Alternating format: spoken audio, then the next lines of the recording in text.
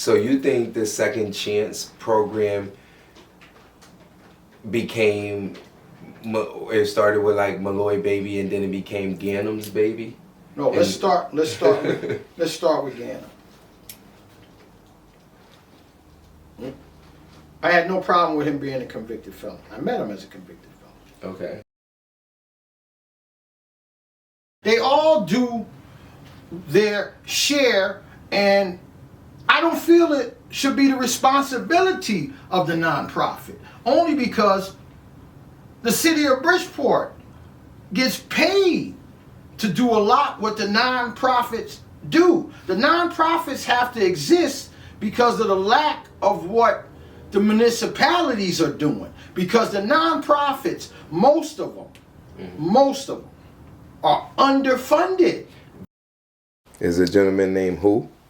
Grimaldi, he wrote a story about Billy Chase, who was a... Who's Billy Chase? Billy Chase was a undercover detective from Bridgeport. It's your boy Glovez. I have a show called Gloves Off on YouTube. You know what I mean?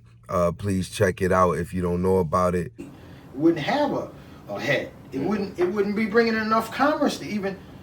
We wouldn't be having this conversation. It wouldn't be known. There's 26 or 23 Bridgeports in the United States, but we're the only Bridgeport that people know because of politics and because of some negative stuff.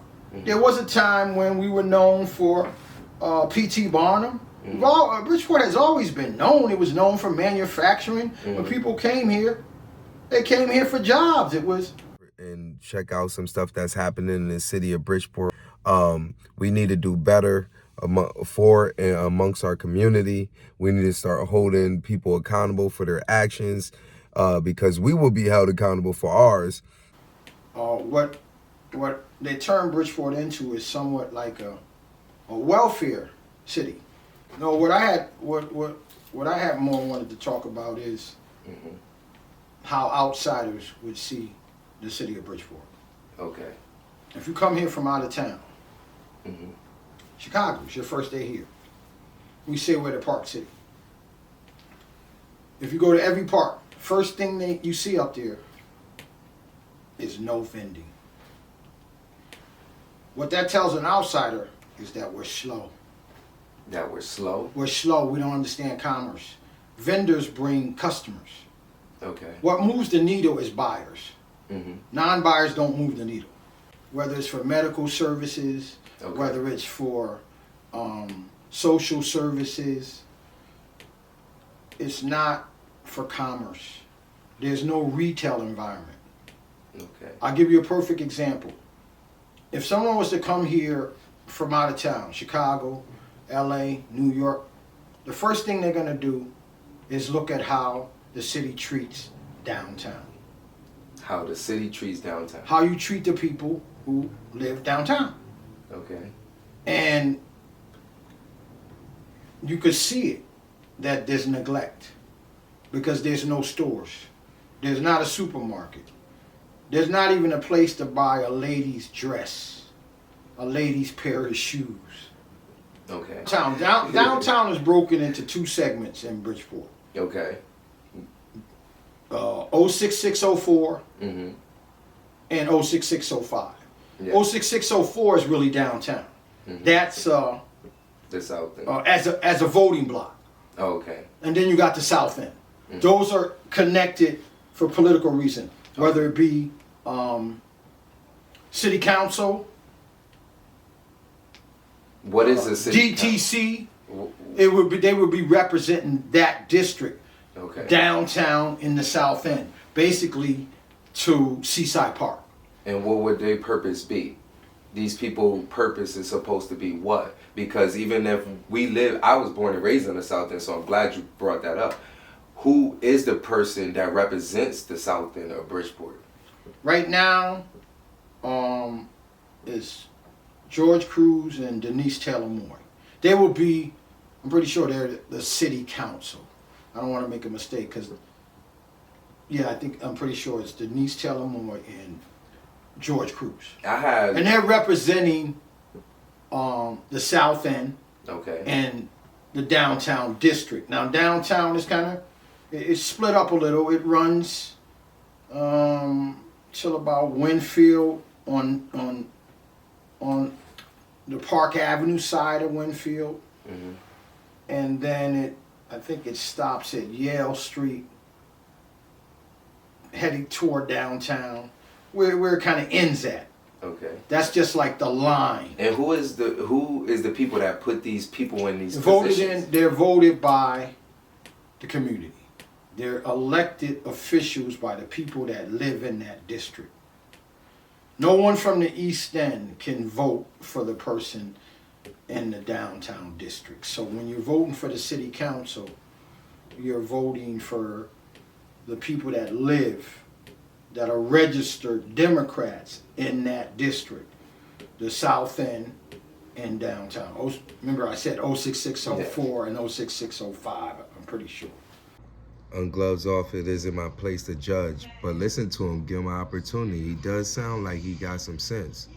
What the South End has that the city of Bridgeport did not make a good alliance with was the University of Bridgeport.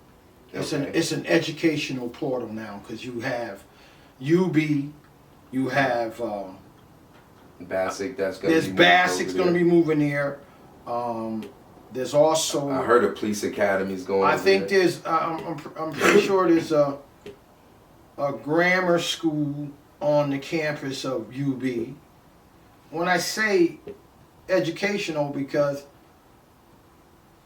it's like a campus.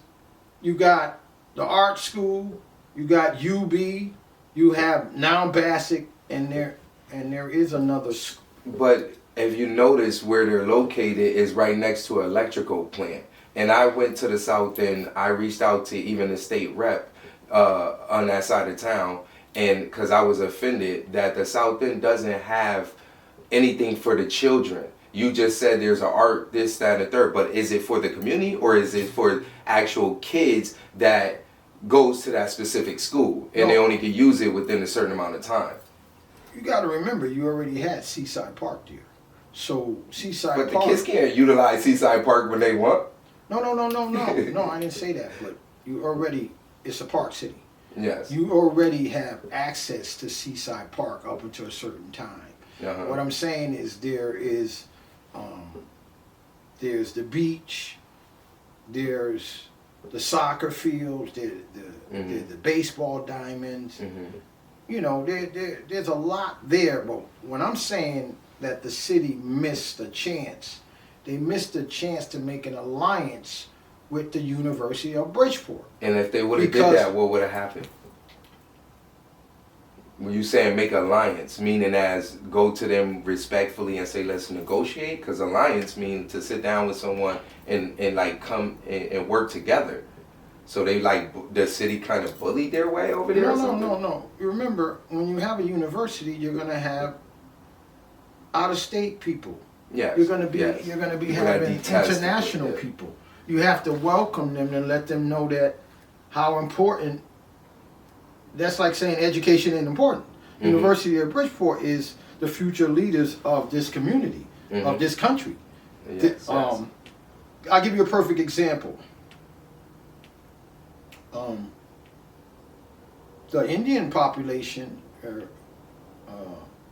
made an alliance with the University of Bridgeport because they attend the University of Bridgeport. Okay. You understand what I'm saying? Okay. And when Goodwin College decided to take it over, we didn't have a history of working with the University of Bridgeport already. I'm looking at it from a stunted growth point of view. Okay. Instead of always worrying about bringing something new in, you have to take advantage of what you already have. Okay. For example, I'm going to stay on education because there was a time where Sacred Heart mentioned that they were in Bridgeport. Okay. But as time went on, it became Fairfield. It was always Fairfield. Yeah, I was going to say Fairfield. The Connecticut Post was the Bridgeport Post, the Bridgeport Telegram. Okay. And then it became the Connecticut. And a lot of it had to do with the distancing itself from Bridgeport. Because of the crime? that Bridgeport had attached to it back in those days, the stigma? Or why was they distancing themselves from the title of Bridgeport if Bridgeport is supposed to be this dominant city, and we're the biggest city in the state, but we have the worst. I'll give you the politics, and let me tell you why. If it was Texas, it wouldn't be a city. It's not big enough. Bridgeport wouldn't be a city. It would be a town. Okay. It's a city because it's so close to New York. Mm-hmm. Okay? New York has spread. It would be a town in Texas. It wouldn't have a mayor. It would have a municipality. It wouldn't have a head. It wouldn't be bringing in enough commerce to even. We wouldn't be having this conversation. It wouldn't be known. There's 26 or 23 Bridgeports in the United States, but we're the only Bridgeport that people know because of politics and because of some negative stuff. Mm-hmm. There was a time when we were known for P.T. Barnum. Mm-hmm. Bridgeport has always been known. It was known for manufacturing. Mm-hmm. When people came here, they came here for jobs. It was money. Yes. It was you could look at pictures of Bridgeport back in the day, downtown, it was flooded like New York.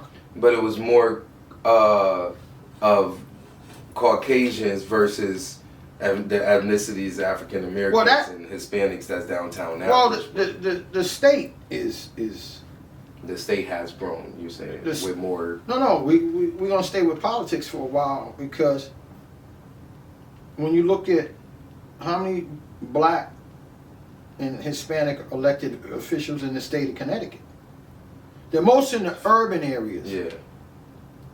But that's America. But when you're talking retail, okay, I talk politics. Okay, I'm gonna hit a rewind on politics, and then I'm gonna go into the retail. I had a gentleman, Gaston.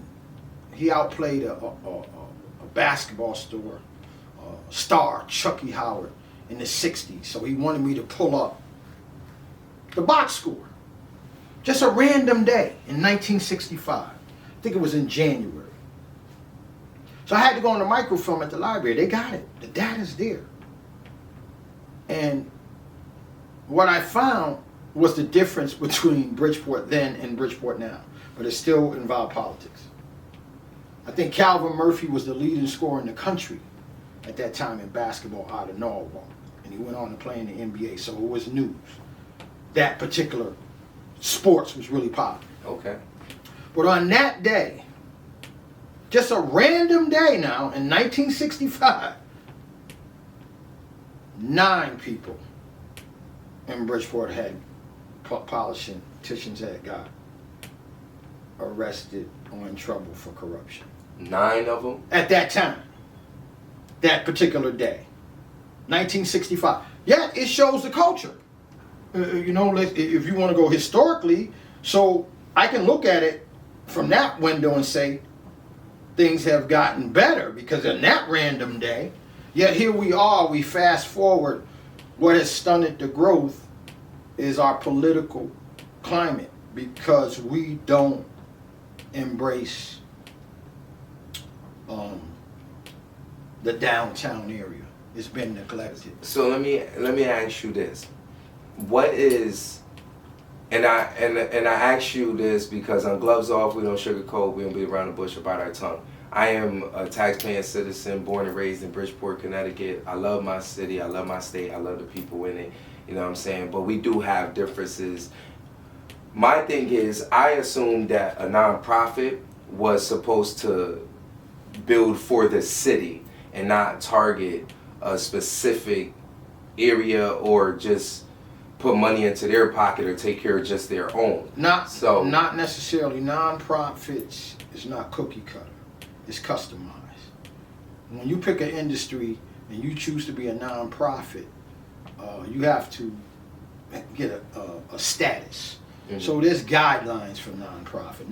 Nonprofit doesn't. It means a lot of things. It's kind of like when you say newsletter. Well, what does an actual newsletter look like? Because if you take 7,000 newsletters, none look the same. But then when you say magazine, in your mind, the magazine has a layout and design that everyone follows. And when you say newspaper, you think of folded that certain way. Okay. But when you say newsletter, no, you don't have that. It's just not. I haven't seen any two newsletters laid out the same way. So when it comes to nonprofit, it's customized. You know what I'm saying, to the industry that you choose.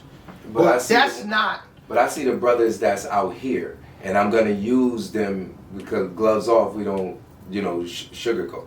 So we spoke about Harry Bell. I'm gonna bring up Jasper from Quicksand on the Solid Ground. I'm gonna bring up Daid and them from Fresh Start. I'm gonna bring up Family Reentry. I'm gonna bring up Kai Weaver. I'm gonna bring up so many different nonprofits that's out here in Bridgeport. I see them all doing little individual things, and I don't say this in a disrespectful way.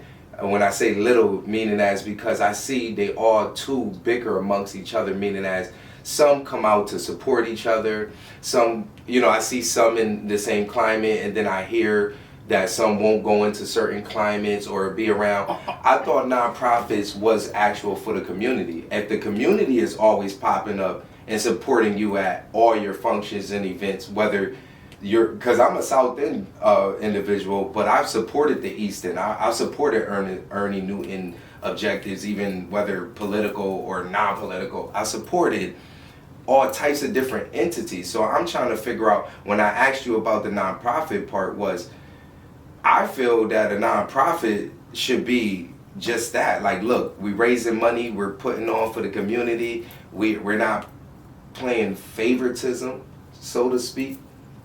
Okay, nonprofits. See, I look at it from a different window. I look at it from, if you take out all those nonprofits, let's take out every nonprofit that you just talked about, and they did not exist, then it would even be less. That's why I go back to the... It would be less, what you mean?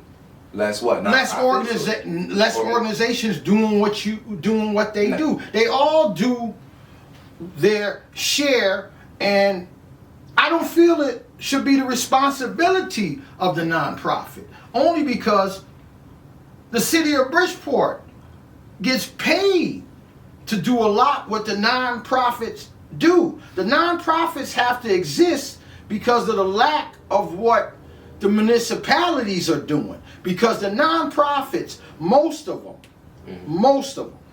are underfunded.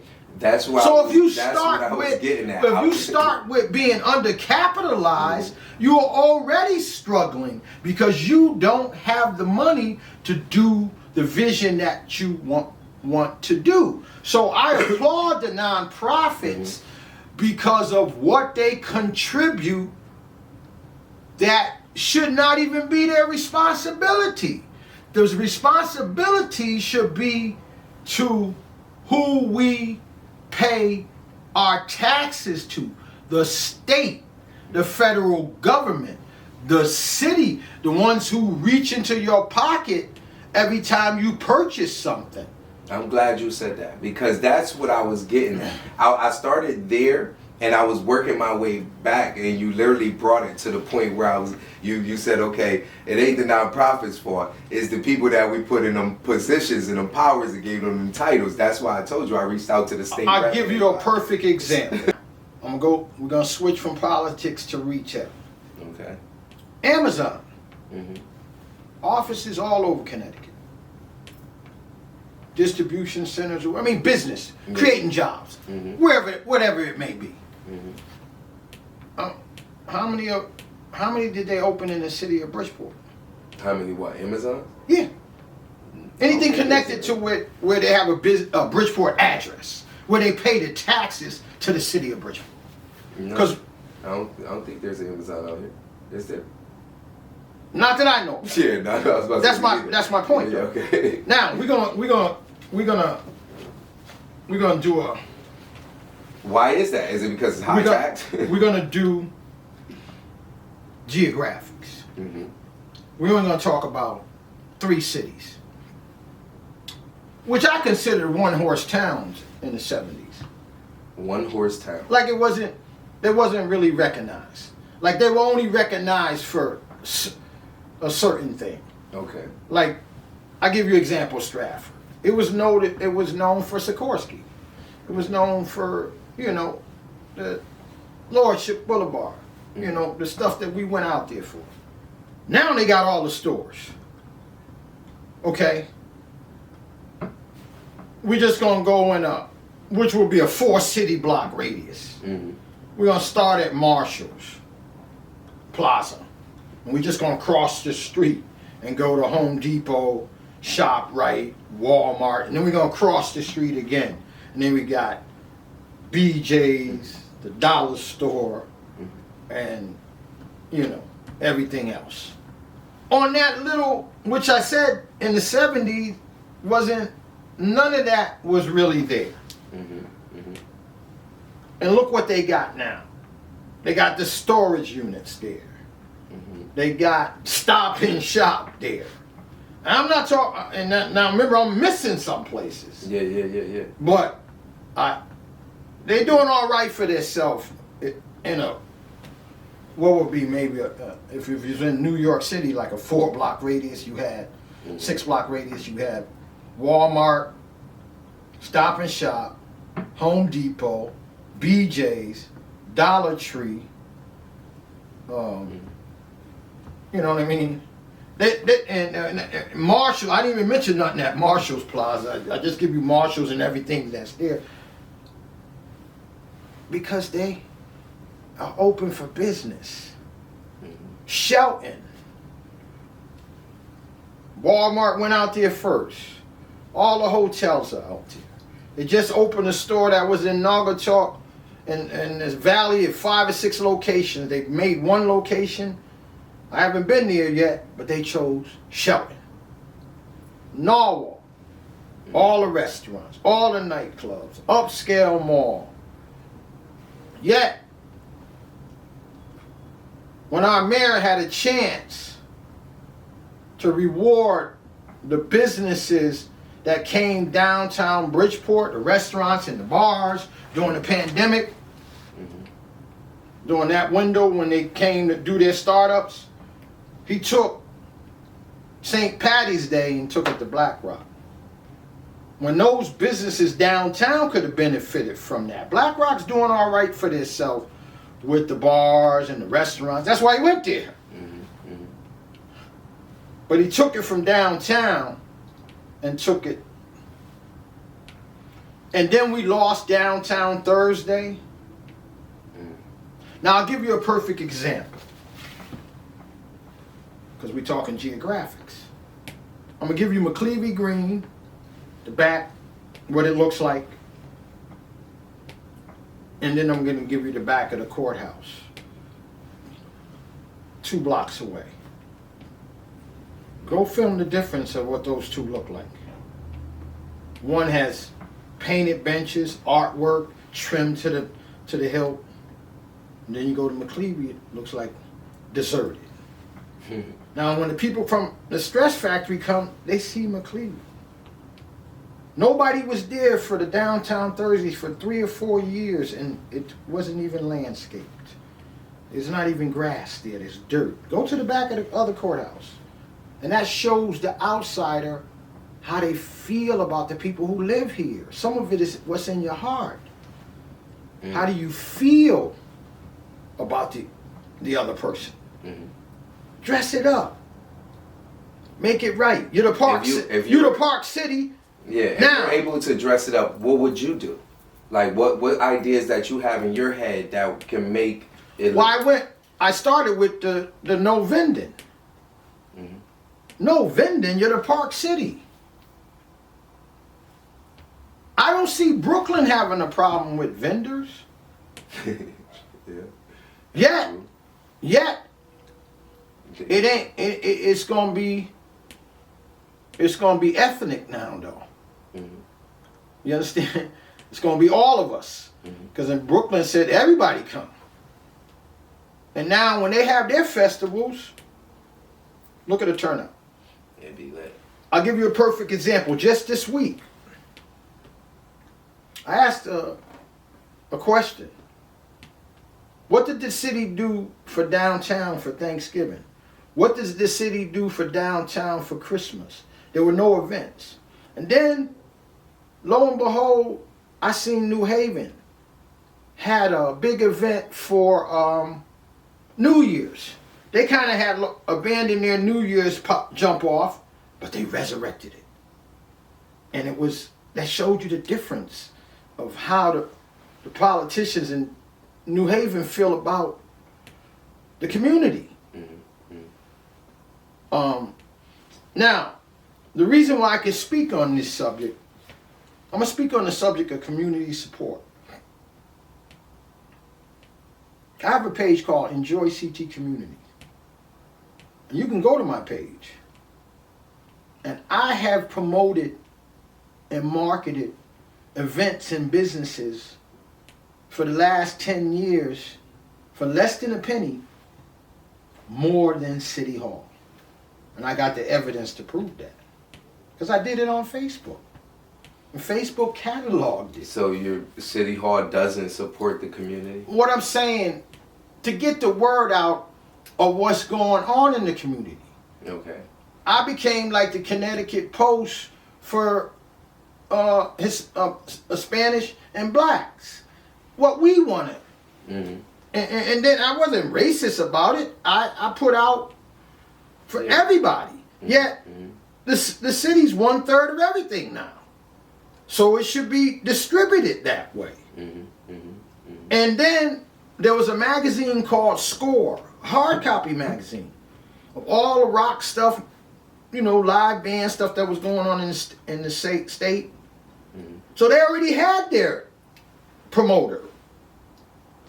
Well, we needed to just get the word out of the people that was moving forward. That's how I got involved with Harry Bell. Harry Bell goes way back. People talk about what he's doing now because he got some recognition, but when he first started out, he was doing it himself. All of these nonprofits started out with nothing. And then when the politicians seen how much the community loved them, they seized the opportunity. They try to be friendly. Hello? All right. Ned Lamont. Bridgeport made him. Okay. Okay. How did Bridgeport make him? Because Bridgeport ran hard for him. We all worked for him. He was a 2-time loser in politics till he came to Bridgeport. Okay. And Bridgeport stepped up for him. Okay? And he recognized Malloy, when the electricity went out in this area, Rel, not Malloy. Rel went to Greenwich. Malloy never did nothing for Bridgeport. Ned Lamont, put us on the map because we made him. He was a 2-time loser in politics. And I like him because he cared about the state of Connecticut. He was worth $300 million. He didn't have to take that job to be a bullseye. Malloy was the most hated governor in the country when he left. So he already had a bullseye on him. Stefanowski, I like him too. If there's any Republicans I liked him. Yet he made a mistake. He gambled and lost when he didn't come here to Bridgeport the first time. Like, what's one thing that we desperately need? We need someplace where we could teach technology. Bridgeport could have easily been Silicon Valley East. Let me tell you why. California, you get a shed for $300,000. They wouldn't have had sticker shock coming here for the high prices of homes. Because California is so much more expensive. We should have reached out to make this a hub for technology. We was already involved with manufacturing. We have just the close proximity to New York. There's a reason why the hedge fund managers are in Connecticut. Is close proximity to New York. But it still has that lifestyle where it's not overbuilt. Okay. Okay. Malloy was the most hated governor in the country when he decided not to run again. Okay. Most disapproved by polls. But because Connecticut is so serene and tranquil, he was able to move to Guilford and just be an ordinary citizen, and nobody even had a problem with him because of New England lifestyle. So you think the Second Chance program became, it started with like Malloy baby and then it became Ganem's baby? No, let's start with Ganem.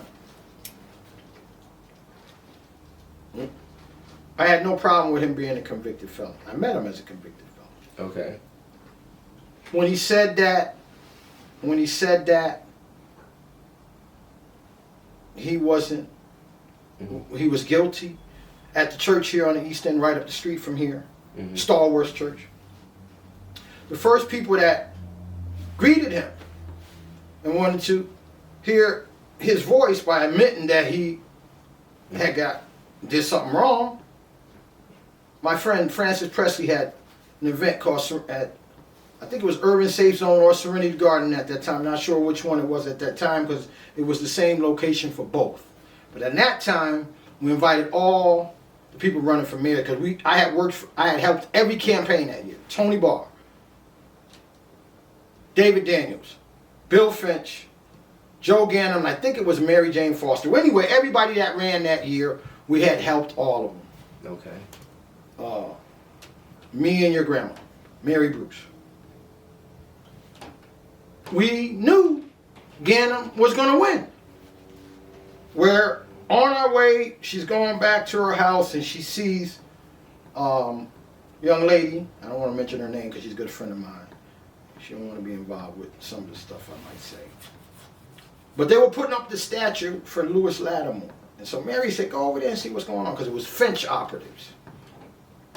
And Frank Recchia asked me, who should I, go for? I said, Ganem's going to win. I said, Bridgeport don't like losers. A lot of people bandwagon, including the people that jumped on Ned Lamont's bandwagon. They ran against him when he was running against Ganem. And then when he won, they tried to take credit for him winning. They ran against him for a year and a half. Okay. And Frank Recchia, great guy, covers Bridgeport, love what he does. But Bridgeport, that election is when he was introduced to the Bridgeport politics.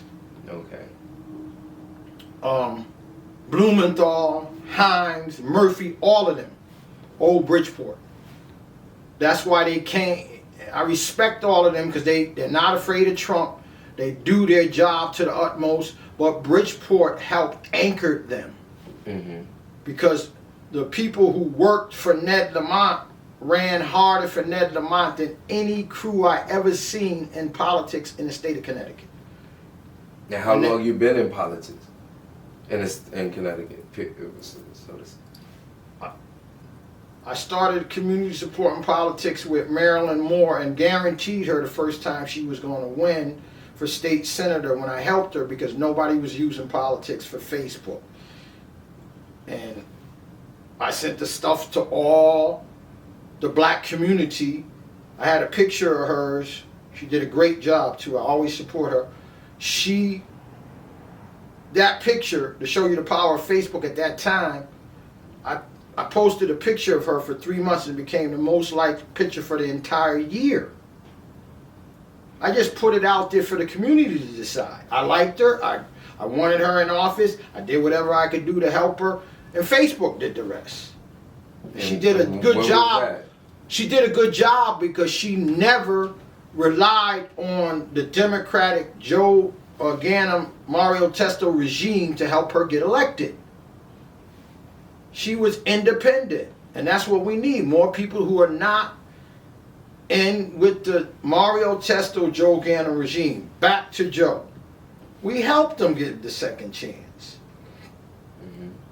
Yet, and that was because French's racist people had to go. We even liked French, but he had a racist culture at that time. Why was it racist? I'm confused. They didn't respect that if I stood up today and told the African American community and the Puerto Rican community not to help the Democrat Party in any election, then nothing without the black community and the Spanish community, mainly Puerto Rican community.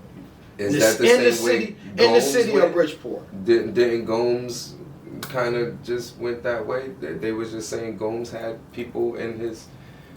What hurt Gomes is that he had worked for Ganem for 7 years.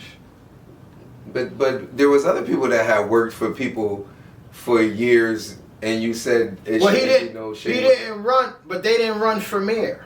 Oh, okay. What changes that is when you ask for the person's vote. See, when you run for election, I don't have no issue with anything you do until you ask for my vote.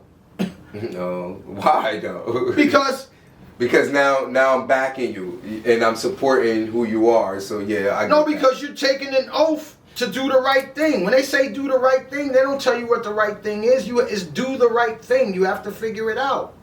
And you got to decipher what doing the right thing is. Correct. I remember telling my niece years ago, if you're not proud to tell your pastor or proud to tell your mom, it might be something wrong with it.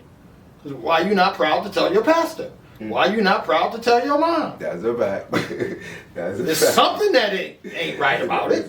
You should be proud. Yeah. Own your stuff. Own your sins. I'm a sinner. I own my stuff.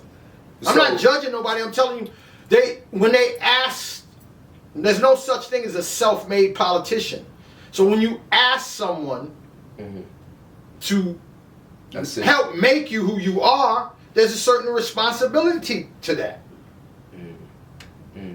And so you think that by people asking for someone's vote, they basically had to also change kind of the person within self, because even been into their things. Okay, I'm gonna support your cause. No, politics is a dirty business. The reason why I can respect any elected official, they sit down with the enemy. And I can't sit down with the two-faced enemy. They got two faces. And I once got contempt with a judge because I told her, the second time I seen her, I said, I thought it might have been me, because a lot of times it is me. I'm who I am, and I am who I am. And I'm comfortable with that. So at times it will be me, but okay, it's me. Where we headed with this after that?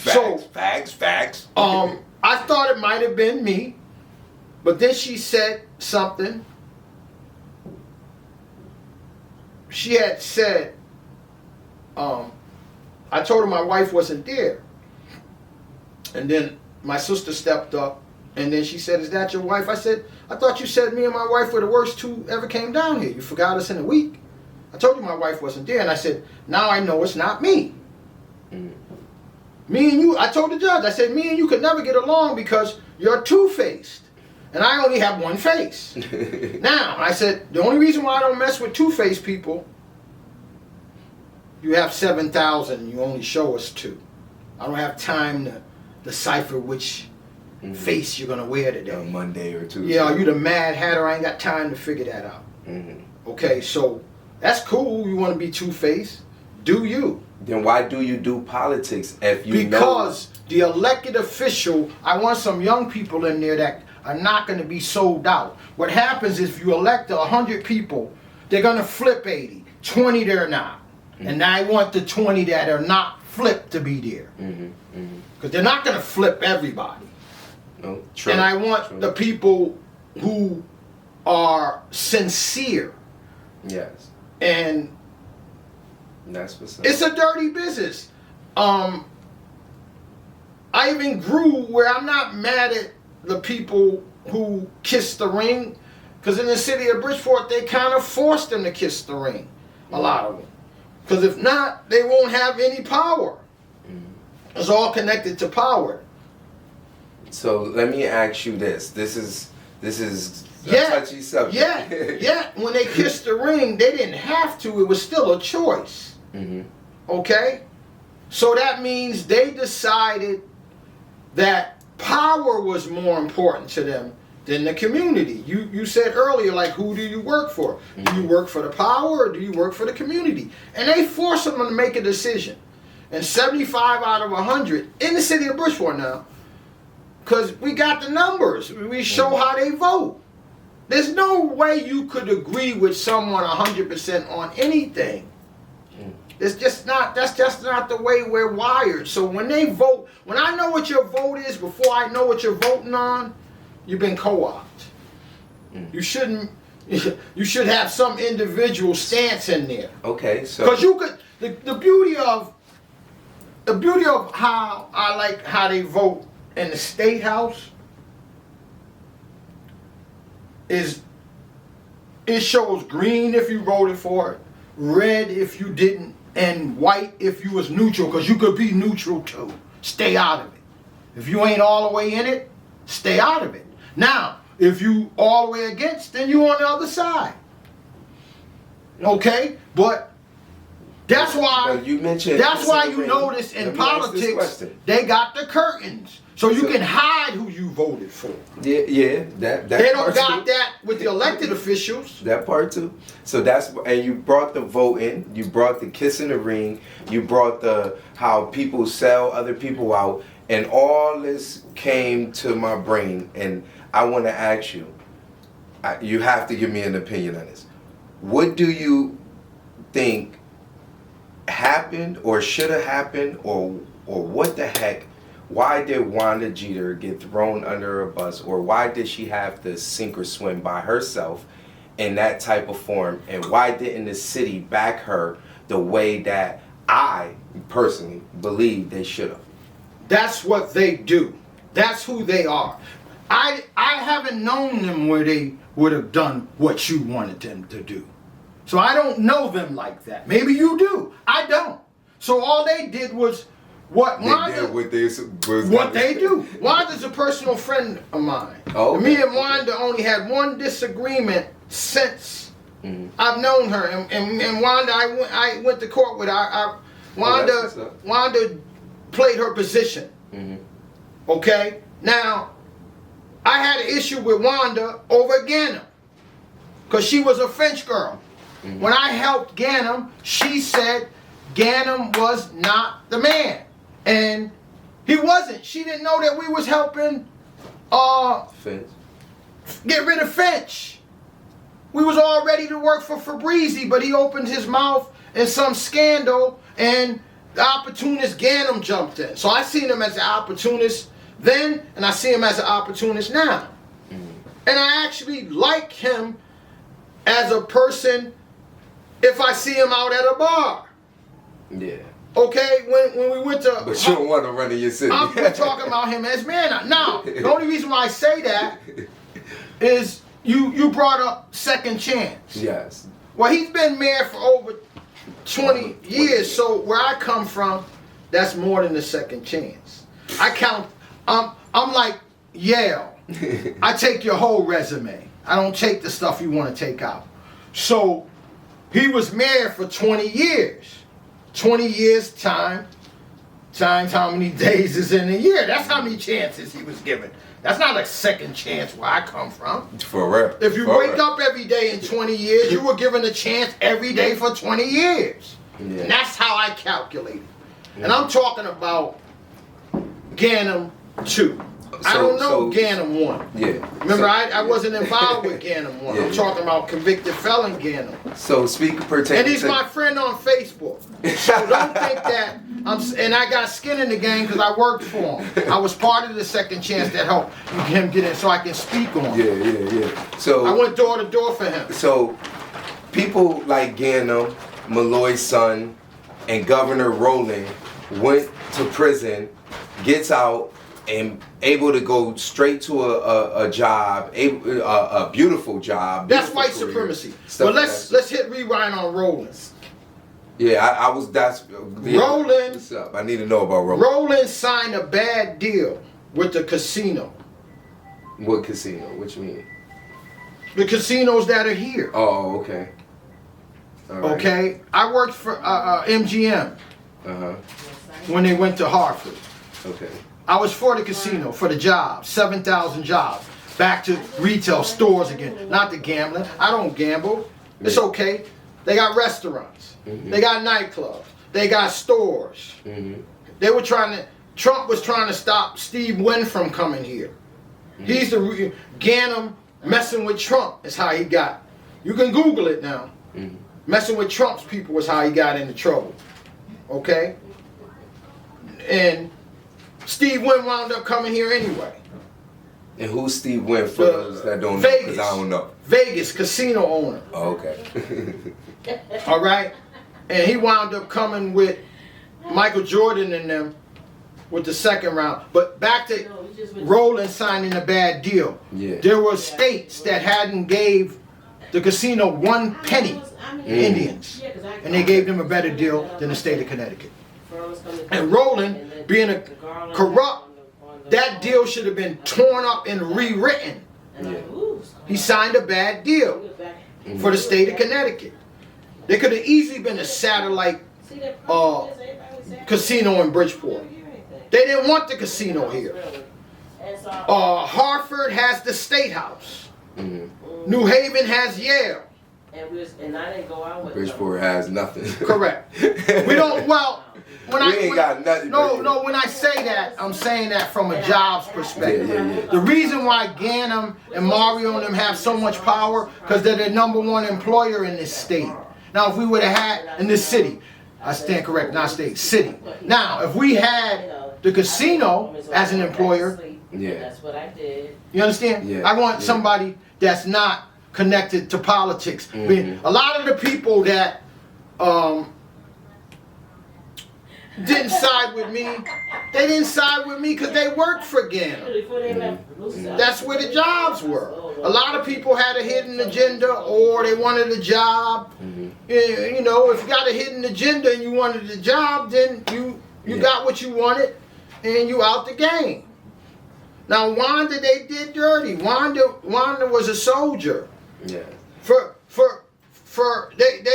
They knew Wanda was going to be a hard worker for them. Okay? Wanda was a soldier for them. Ganem should have looked out for Wanda because Wanda looked out for him. There's a commercial where Wanda told the whole country, the whole world that she had his back. But whenever you say you have somebody's back, because I rock with that.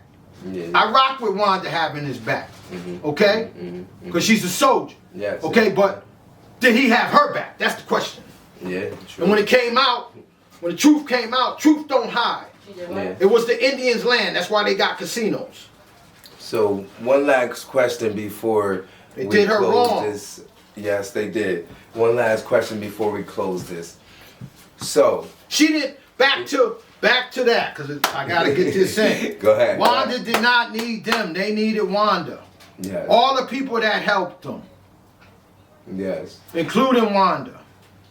The only reason why I had a problem with all my friends that helped Ganem is they made him.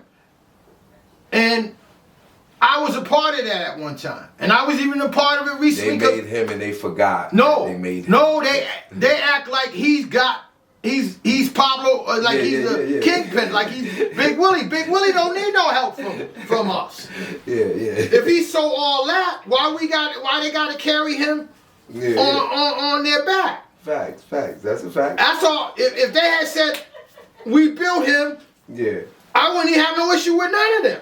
True. It's the denial that we, the black and Puerto Rican community on the second chance of Joe Ganem, they built him. We built him. Yes. And a bunch of my friends too. And I was mad at them for a while, but I forgave them only because they still were able to sit down with the enemy and do something that I cannot do, because once they get slick mouth with me, I don't play that. I'm gonna let them know what time it is. I don't have a watch on, but I know what time it is. So, the last question: what is one advice you would like to give to the inner community that doesn't know about a lot of this politics stuff that's going on and stuff like that? What is one advice you would like to give them? Because their children go to school here. And what I would tell them is that we don't need them. They need us. We need to. What's going to change the Bridgeport community? Yes. Is the business owners. The politicians take too long. They take too long. That's another reason why I can't do the politics. It takes too long. I can't ask somebody's permission to do nothing. If I want to do something, I'm gonna do what I have to do to make it happen. Yes. So that whole sit down part, you know, I'm sitting down with you because you family. If anybody else, I ain't got time for that. Okay. Because what happens is they're not with us. That's true. Okay. But the only problem I have with them not being with us is they don't know how to get out of our way. If you ain't with us, cool. Right. Step aside. You know why? Because if I'm driving down 95 and That's I want smart. If I'm driving down 95 and I want to get to Florida, I got my own way. I put it on cruise control 65 all the way. I shouldn't have nobody blocking me or blocking me. They're blockers. Okay, because they want to stay in power. It all goes back to power and greed. You know why I say greed? It's because they had everything and it wasn't enough. They already had everything. Yeah. It's their system. It's not our system. Yeah. Yet, the question I would ask you, because you asked me a lot of great questions. The question I would ask our community, because I'm not going to ask you because it's something that the community got to look at, is where would they be without us? When I say us, I'm speaking on the people that, you know, all the people that in Bridgeport, the people that I worked in politics, the people that got on the phone, the people that went door to door, the people that got skin in the game. I got in the game because if I'm going to dislike something, I don't want to dislike it as a spectator. I want to be a player. I can speak on Ganem because I worked for him. I was part of the Second Chance. And then I worked with Finch after that to let him know it wasn't personal. I got Finch's number and we did stuff together at the Discovery Museum. I supported him. You know what I'm saying? Ganem's still my friend on Facebook. Some of his constituency deleted me when I said stuff about Mario and Ganem. They Who is Mario? You keep mentioning this person. Who is Mario? Mario is the head of the Democratic regime. Okay. The head of the Democratic Party. Who basically picks, in a lot of instances, not all the time. We got some outsiders who have broken through.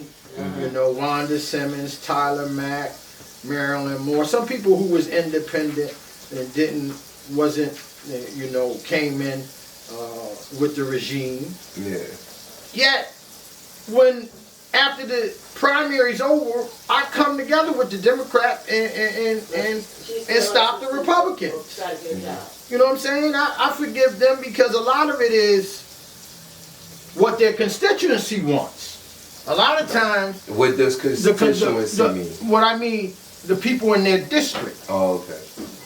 Want them to do that. Okay. That's when I stopped getting mad at them because I said, their people really want to keep white supremacy in there. And I give you a perfect example in the city of Bridgeport. Hampton has had black mayors. I'm pretty sure more than once. Yeah. New Haven, has had a black mayor. Hartford. Hartford's had a black and a Hispanic mayor. I'm pretty sure he's Puerto Rican.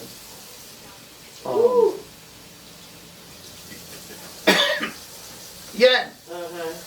You think it's changed? We ain't never had a black mayor in Bridgeport. We have never had a Puerto Rican mayor in Bridgeport. And we had people that people would have supported, but then they had some issues with them. There was people, you know. Yeah. Would you think there would be a female mayor in Bridgeport? Whether black, white, Puerto Rican, or think there would be a black female mayor? No. No, there will be someday. But listen, America has two major problems that they don't want to address. They're in denial about it, and we just saw it in the most recent election. Kamala Harris had two things working against her. She was a woman and black. And you put it in whatever order you want. I got the numbers that show what happened. What happened with her was white women didn't turn out. They stayed home. About the same amount of blacks supported her. You know, they were saying black men were going to do. We ain't even a big enough part of the population where if all of us went with Trump, we still wouldn't have moved the needle that much. Yeah, I know. They was trying to make us the scapegoat. But when it came out, the biggest, I got the graph and I'll send it to you. He won by less than 2%. They act like it was a landslide. He didn't even get 50% of the vote. It was probably the closest election in the modern day era. The one that was probably only closer since I was alive was Gore and Bush. It was that close. Okay? He won on Elon Musk recruiting uneducated men in rural cities, whether black or white, to vote for the first time. Because the Democratic Party has gotten a little bit bougie in the sense that they got masters and PhDs now, you know what I'm saying? And they didn't speak to the blue collar cats, you know, that work. I remember telling my friend how I saw, that workshop came in handy. like when I hear people complaining about their job. She said she went back and looked at The minute I hear somebody complaining about their job, I used to tell my best friend, just to show him what type of person I was, I would say, you got a hard job, like a coal miner? And one guard tried to help. Is it like going down in the mines hard? You know what I'm saying? Yeah. And so if you're not like a coal miner, Ain't that hard. I ain't on that. Yeah, because I'm flawed. Mm-hmm. I want you to quit if it's so terrible. I want you not to even apply to that job if it's so terrible. You know what I'm saying? Dude, yeah. Like, yeah, for real. No. It's that bad. Yeah, like, if you can't make money with the Yankees, I want you to sell the team. You know what I'm saying? It's not for you. For real. That's the way I see it. You know what I'm saying? Like, you got such a hard job. Like, you know, really? Nah, for real. Thank you for tuning in. I know it was some exclusive. If you watched the whole thing and paid attention, I promise you, you was like, OMG, just like how I was.